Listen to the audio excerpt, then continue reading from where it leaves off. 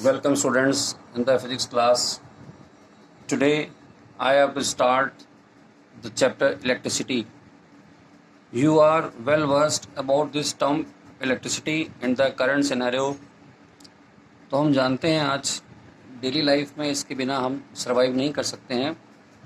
तो इलेक्ट्रिसिटी क्या है, आइए इसको समझते हैं. We know about the atom.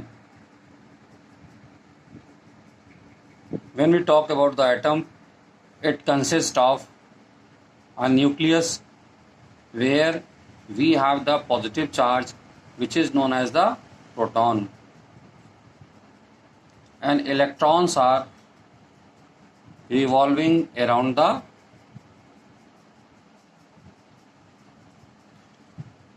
this nucleus.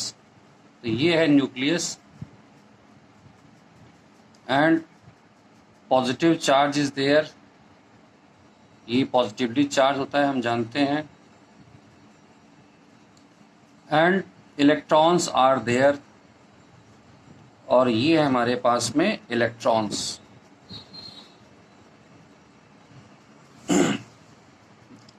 You know these electrons can leave the atom, they can go inside the atom. So the only part which is movable in an atom, that is the electron. ये कहीं पर भी आ सकते हैं. यहाँ पर nucleus में हमारे पास में प्रोटॉन के साथ में हम न्यूट्रॉन भी जानते हैं. इनका हमारी इलेक्ट्रिसिटी के पार्ट पर कोई भी रोल यहाँ पर नहीं है, न न्यूट्रॉन का और ना ही प्रोटॉन का. इलेक्ट्रॉन ही वो रिस्पॉन्सिबल एंटाइटी है जो कंडक्शन करती है. अब देखिए हम यहाँ पे वर्ड यूज़ कर रहे हैं कंडक्शन. कंडक्शन मतलब कि या तो चार्ज दिया या चार्ज लिया. हम जानते हैं किसी भी एक पर्टिकुलर एंटाइटी के ऊपर अगर ये ए है, यहाँ से इलेक्ट्रॉन अगर चले गए, electrons lost, then it acquires the positive charge. तो ये क्या करती है, पॉजिटिव चार्ज एक्वायर कर लेती है. वहीं एक दूसरी एंटाइटी है, इसके पास में हम देख रहे हैं गेन ऑफ इलेक्ट्रॉन है. गेन ऑफ इलेक्ट्रॉन है तो हम कहते हैं कि यहाँ पर इसके पास में क्या आ गया, नेगेटिव चार्ज आ गया. ये आ गया नेगेटिव चार्ज.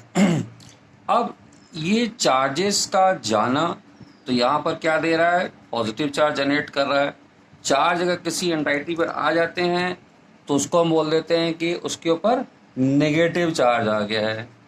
अब ये जो चार्ज का आना या जाना हो रहा है, it is because of the this electrons.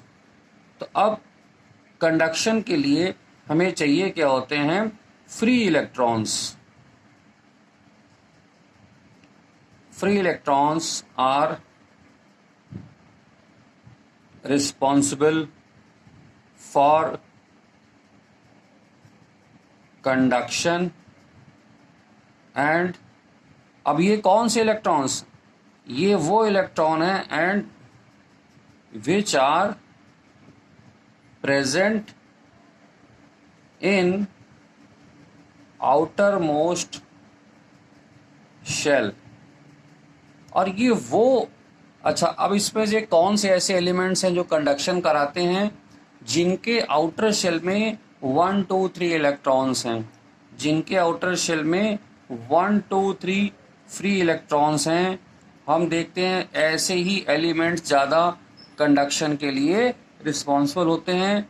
और हम बहुत अच्छी जो कंडक्टिंग मटेरियल्स हैं जिनको हम जानते हैं, that is the iron, copper, silver, aluminium. तो ये सारे के सारे ऐसे एलिमेंट्स हैं, या इनको मेटल्स ही बोलते हैं, जो कंडक्शन करते हैं.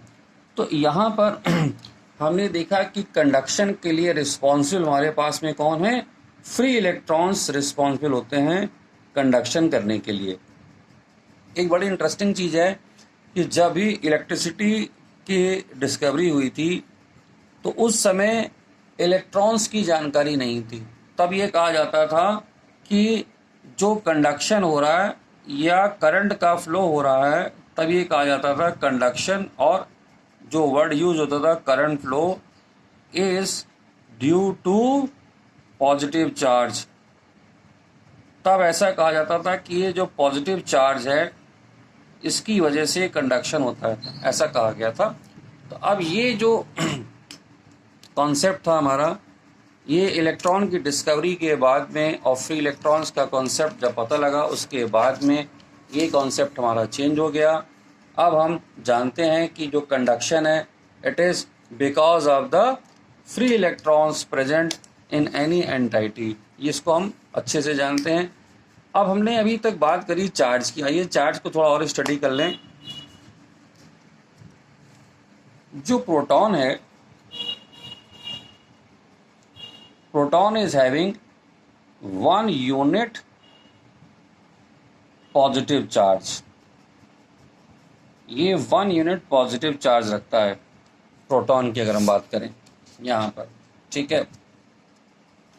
इलेक्ट्रॉन हमारे पास में क्या है, ये रखता है 1 यूनिट नेगेटिव चार्ज। न्यूट्रॉन हमारा न्यूट्रल होता है। अब ये जो वैल्यू वाइज अगर देखा जाए तो इनके ऊपर चार्जेस बहुत small charges, charges very very small. तो हम क्या करते हैं इसके लिए, अभी सबसे पहले तो बात करेंगे यूनिट क्या है। ये बार बार मैं चार्ज वर्ड यूज़ कर रहा हूँ, इसके लिए यूनिट क्या है। यूनिट ऑफ चार्ज की हम जब बात करते हैं तो इसको हम बोलते हैं coulomb. Coulomb unit of charge है हमारे पास में। अब कूलम हम देख रहे हैं कि अगर चार्ज का कॉन्स्टिट्यूशन इलेक्ट्रॉन से हो रहा है तो लेट अस से कि 1 कूलम चार्ज की में कितने इलेक्ट्रॉन पॉसिबल हैं। तो हम उसके लिए एक फॉर्मूला यूज़ करते हैं कि charge Q is equal to N into E। N यहाँ पर है number of electrons present in 1 coulomb charge या in charge Q rather than 1, and E is the charge of 1 electron, एक इलेक्ट्रॉन पे जो चार्ज है। अब सपोज करिए Q की वैल्यू 1 है हमारे पास में, हम N फाइंड करना चाहते हैं और इलेक्ट्रॉन का जो चार्ज है हमारे पास में वो चार्ज है 1.6 इंटू 10⁻⁻19 कूलम को C से भी डिनोट हम कर सकते हैं। तो by putting the value here in this equation Q equal to N में इसको हम अगर पुट कर दें तो ये हो गया 1, N हमको फाइंड करना है, ये 1.6 इंटू -19 और ये हो गया 1.6 इंटू 10⁻⁻19, 10⁻19 ऊपर जाके पॉजिटिव हो गया 1.6। अब इसको जब डिवाइड करेंगे तो you will get 6.25 10⁻18 number of electrons.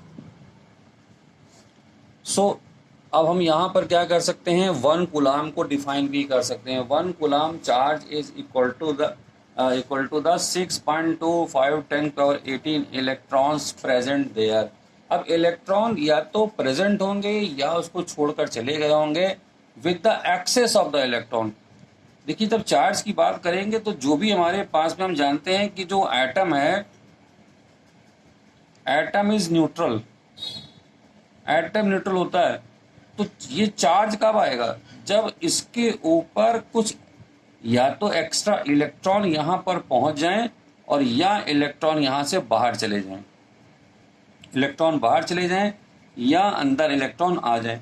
तो अंदर इलेक्ट्रॉन अगर आते हैं यानी कि ये गेन करता है, तो यही आइटम या यही एंटाइटी हमारी नेगेटिवली चार्ज हो जाएगी, और जब इसको छोड़ देंगे इलेक्ट्रॉन बाहर चले जाएंगे तो ये पॉजिटिवली चार्ज हो जाएगी। तो इसके लिए हम लोग वर्ड यूज़ करते हैं कि जो नेगेटिवली चार्ज हमारे पास में है एंटाइटी या सब्सटेंस, उसके लिए बोलते हैं access of electrons.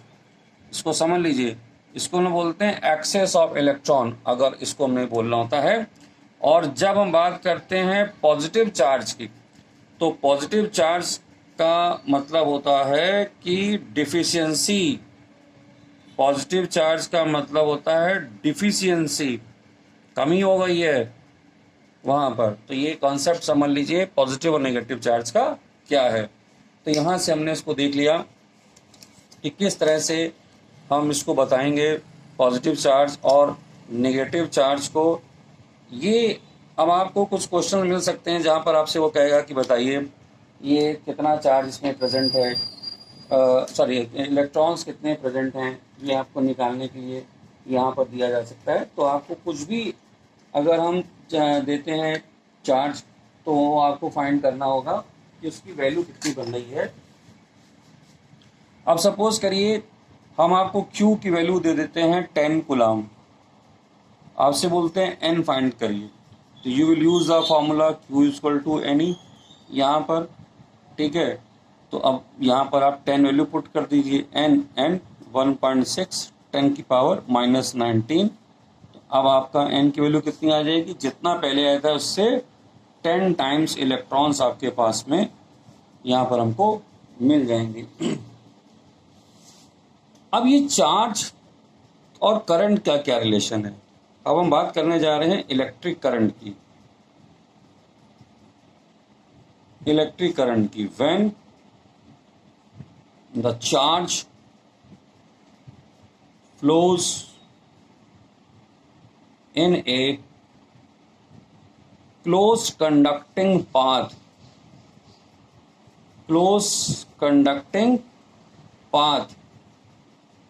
then we say electric current is flowing।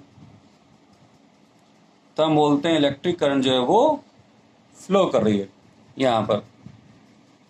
अब इलेक्ट्रिक करंट का जो फ्लो होना है उसमें क्या कंडीशन है, देखिए जो भी हमारे पास में कंडक्टिंग सब्सटेंसेस हैं उसके अगर अंदर हम देखें तो क्या डिफरेंस है।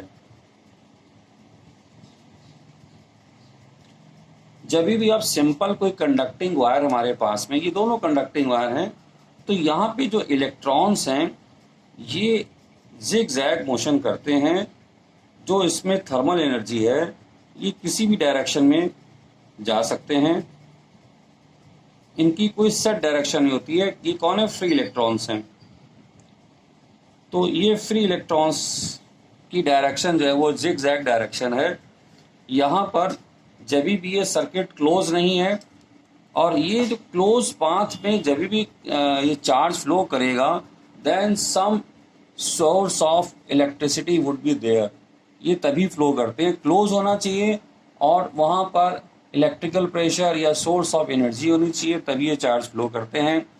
जब हम यहाँ पर इलेक्ट्रिक फील्ड जनरेट कर देते हैं या सोर्स ऑफ एनर्जी लगा देते हैं, देन ये इनकी जो मूवमेंट है ये यूनी डायरेक्शनल हो जाती है। ये जो चार्जेस हैं ये यूनी डायरेक्शनल होगी। यहाँ पर क्या है, नो सोर्स ऑफ इलेक्ट्रिसिटी, और यहाँ पर हमने क्या है, सोर्स ऑफ इलेक्ट्रिसिटी को अप्लाई कर दिया है। तो अब ये जो इलेक्ट्रॉन्स हैं ये यूनी डायरेक्शनल मूवमेंट हो गया इनका, यूनी डायरेक्शनल मोशन हो गया यहाँ पर इनका, और यहाँ पर जो है जिग जैग मोशन है इलेक्ट्रॉन्स का, और नेट इफेक्ट इसका जीरो होता है करंट का इस केस में। अब इलेक्ट्रिक करंट को हम कैसे डिफाइन करेंगे, इसको डिफाइन हम कैसे करें। So electric current is the rate of flow of charge per unit time through a conductor and a cross sectional area। तो ये बात ये क्या की जा रही है कि मान लीजिए ये एक कंडक्टिंग वायर है, तो हम यहाँ पर देखेंगे इस पर्टिकुलर पॉइंट से यहाँ से कितने इलेक्ट्रॉन पर यूनिट टाइम यहाँ से पास आउट हो रहे हैं। यही हमारा जो है डिसीजन होगा करंट के बारे में, तो हम यहाँ पर इसको कहते हैं, करंट को I से डिनोट करते हैं, और हमने कहा rate of flow of charge, और चार्ज का सिंबल यहाँ पर Q है। ये देखिए Q हमने सिंबल यूज़ किया था, तो ये हो जाएगा rate of flow of charge per unit time कितना चार्ज फ्लो कर रहा है यहाँ पर। अब इसके बाद में हमको ये देखना है कि ये जो करंट फ्लो कर रही है, क्या इसकी यूनिट है, क्या इस और रिक्वायरमेंट्स हैं इसको फ्लो कराने के लिए। तो करंट का फार्मूला हमारे पास में था I = Q/T। अभी हमने देखा था कि इसका जो फार्मूला हमने चार्ज की बात करी थी, तो इसको हमने बोला था चार्ज की यूनिट थी कूलाम हमारे पास में। तो ये जो कूलाम था, और टाइम की हमारे पास में यूनिट क्या थी, टाइम की यूनिट थी हमारे पास में सेकंड। तो हम इसको कूलाम को कैपिटल C से, और इसको यहाँ पर सेकंड भी लिख सकते हैं, या CS-1 भी लिख सकते हैं। But there is a one popular unit for the current, unit of electric current जो हम यहाँ पे यूज़ करने वाले हैं, उसको बोलते हैं हम लोग एम्पियर। ये एक साइंटिस्ट के नाम पर रखा गया है एम्पियर, इसको एम्पियर बोलते हैं। अब यहाँ पर देखिए, इस फार्मूले के बेसिस पे अगर मैं कभी चार्ज भी फाइंड करना चाहूँ, तो हम इसको लिख सकते हैं Q = IT। ये भी एक फार्मूला है जहाँ पर आप चार्ज को फ्लो कर सकते हैं। अब ये जो हमारे पास में यूनिट्स हैं एम्पियर, अगर सपोज करिए, अब एक क्वेश्चन आप यहाँ पे डिस्कस करना चाहेंगे, let 2 ampere of current is flowing for 10 seconds. Find the charge flowing. तो हम क्या लिखेंगे, Q, I को सिंपली पुट किया 2, हमको 2 एम्पियर करंट दे रखी है, ये हो गया 20। तो 20 कूलाम चार्ज यहाँ से फ्लो हो गया। अब कभी कभी आपको इसी कूलाम के बाद में पूछ लेता है, बताइए कितने इलेक्ट्रॉन्स वहाँ से फ्लो किए, तो ये हमको पता चल गया कि यहाँ पर कितने इलेक्ट्रॉन्स यहाँ पर फ्लो किए हैं।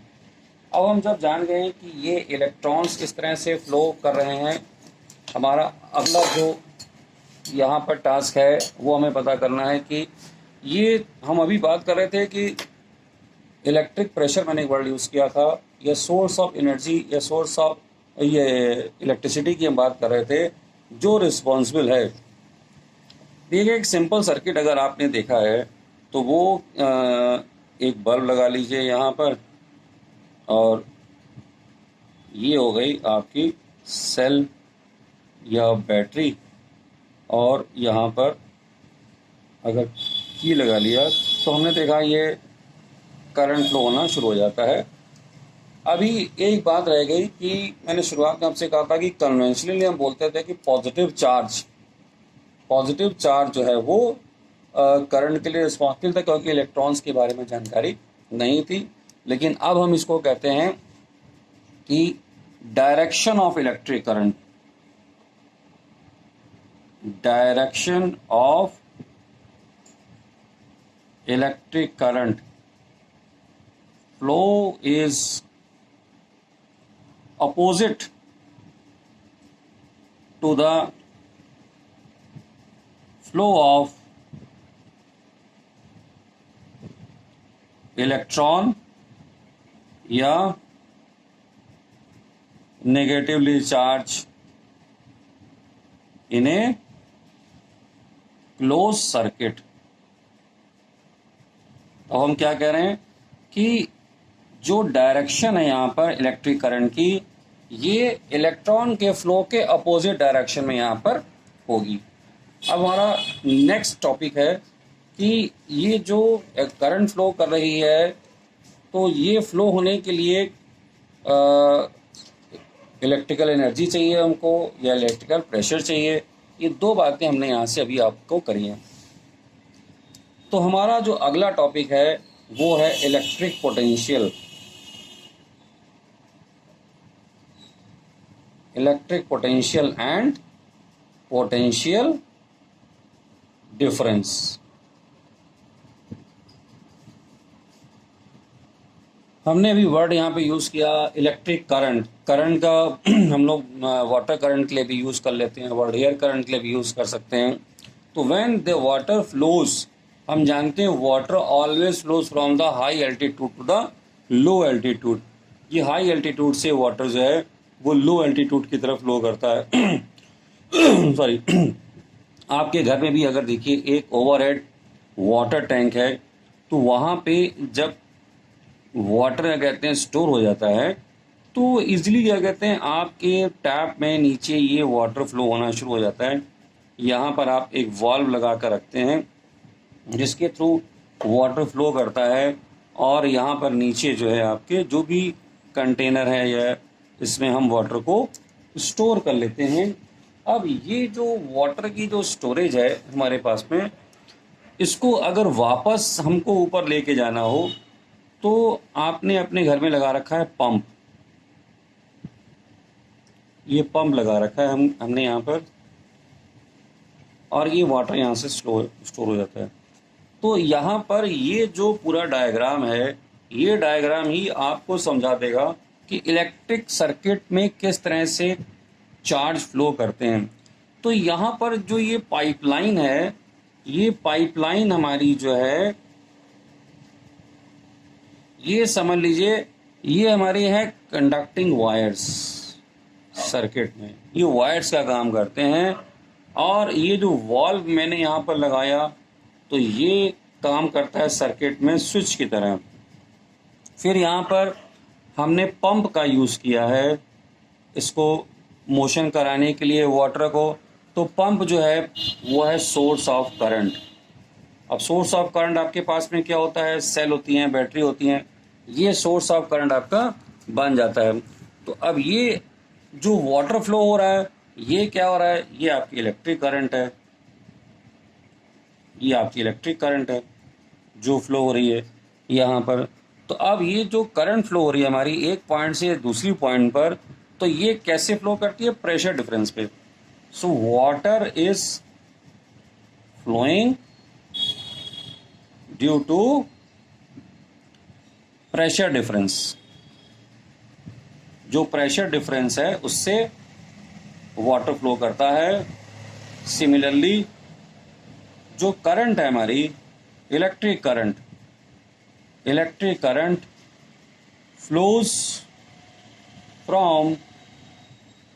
Flows due to electric pressure. किसकी वजह से, इलेक्ट्रिक प्रेशर की वजह से करंट ये फ्लो करती है यहाँ पर। और ये जो इलेक्ट्रिक प्रेशर है, जो हमने प्रेशर में होता है क्या है कि प्रेशर डिफरेंस होता है, मतलब एक तरफ हाई प्रेशर होता है, एक तरफ लो प्रेशर होता है। तो इलेक्ट्रिसिटी में इस प्रेशर डिफरेंस को, इस इलेक्ट्रिक प्रेशर को हम लोग यहाँ पे वर्ड यूज करते हैं potential difference. Potential difference is the cause of flow of charge या करंट। ये पोटेंशियल डिफरेंस जो जनरेट हो जाता है, यही क्या कहते हैं, रिस्पॉन्सिबल हो जाता है यहाँ पर। तो अब यहाँ पर हमने सेल के बारे में देख लिया। सेल में देखिए करंट कैसे फ्लो करती है। सेल में जहाँ पर एक्सेस ऑफ इलेक्ट्रॉन्स होंगे, ये मूव करते हैं उस तरफ जहाँ पर इलेक्ट्रॉन्स की कमी होती है या डिफिशिएंसी होती है, उस तरफ इलेक्ट्रॉन जाएंगे, ये हम जानते हैं। तो जहाँ पे एक्सेस होगी तभी वहाँ से कोई चीज़ मूव कर सकती है। तो इलेक्ट्रिक पोटेंशियल को, अब आप यहाँ पे जो पोटेंशियल डिफरेंस समझ गए, ये जो कॉज है। अब दो पॉइंट अगर हमने यहाँ पर ले लिए, पॉइंट ए यहाँ पर हमारे पास में है और एक पॉइंट बी है। तो यहाँ पर दो पॉइंट का जो डिफरेंस है, इसी डिफरेंस में यहाँ पर चार्ज ने फ्लो करना है। तो अगर हम कहें इफ क्यू चार्ज फ्लोज, हम कह रहे हैं if Q charge flows from point A to B, from point A to B, then work is to be done. यहाँ पर एक वर्क हो जाएगा और ये वर्क कितना हो जाएगा कि यहाँ पर जो पोटेंशियल डिफरेंस है ये हो जाता है हमारा वर्क डन अपॉन द कितना चार्ज यहाँ पे फ्लो हुआ है। इससे इसको हम डिसाइड कर लेते हैं। और ये पोटेंशियल डिफरेंस जो मैंने लिखा है, इसको अगर डिफरेंस को हम लोग एब्सोल्यूट टर्म्स में कह दें तो हम लोग V कह देते हैं, ये W/Q। तो यहाँ से इसकी जो यूनिट बन जाती है जूल पर कूलाम, इसकी यूनिट बन जाती है यहाँ पर। बट हम लोग इसके लिए एक और यूनिट यूज़ करते हैं,